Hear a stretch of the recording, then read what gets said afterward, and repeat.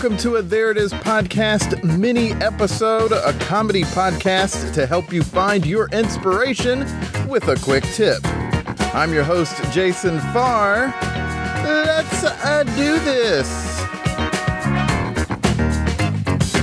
Welcome to our first ever mini episode. We'll be releasing these on Tuesdays for the rest of the month. Then we'll get back to our regular episodes. Hope you're well, folks. Let's give you a comedy tip to get your mind off things for a few minutes. We are in a wild time. I hope you're staying vigilant. I hope you're staying accurately informed. Don't fall for fascism, folks. On to today's episode. In these mini episodes, I'll go over a topic, something we comedians tend to run into when pursuing comedy. Today's episode is about missing a joke in an improv scene. So this is specifically for improvisers, stand-ups. Maybe you're on stage with somebody else and you're riffing, and your scene partner, your stage partner makes a reference to something you don't know anything about. Now, this is going to be specific to doing an improv scene. But maybe some of this can help for the stand-ups as well. But let's say someone initiates a scene or during a scene makes some kind of reference in it. It seems like it's a Queen's Gambit reference, but you don't watch the Queen's Gambit. So what do you do? It's a very, very good question. And I'm not just saying that because I came up with it.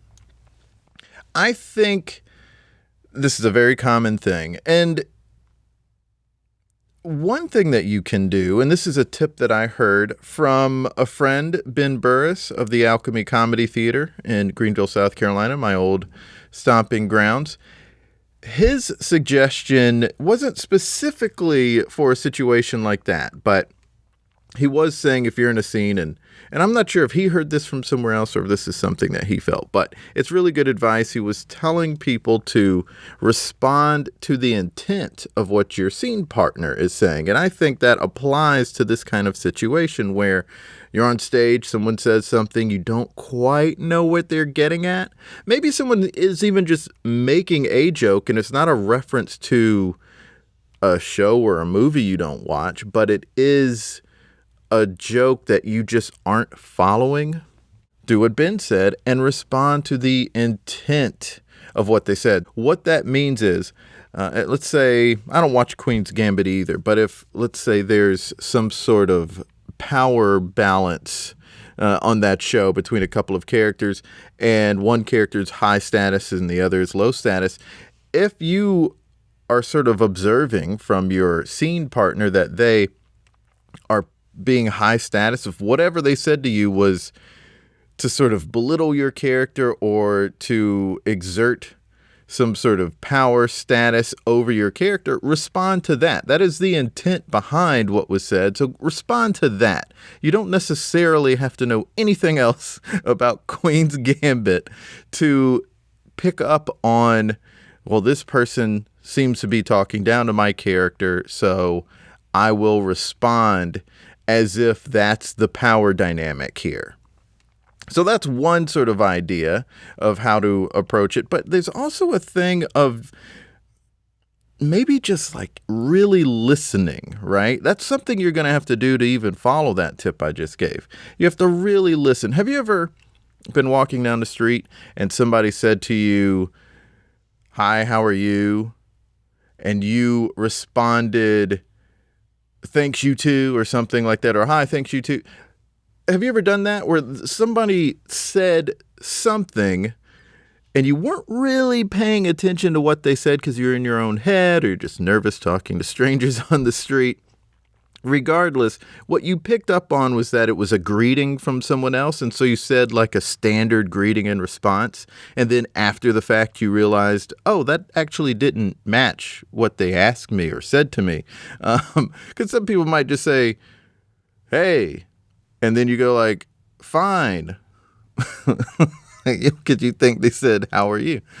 So again, the tip for a situation like that, it is also the tip for an improv scene where someone is saying something to you and you're not quite following it. What you have to do is really genuinely listen to people. Now, you've heard that a million times, improvisers, to like listen and to really listen. And that's a big thing that you hear in improv. But what I think is really lost sometimes is what listening really entails. Because sometimes what you can do when you get that note to listen is you can end up just going, okay, they said this and they said that. Okay, now it's my turn to talk. And you didn't really absorb what they said. Just like that person on the street who said something to you, didn't really absorb what they said. So you said the wrong thing in response. You said something that they didn't quite say to you.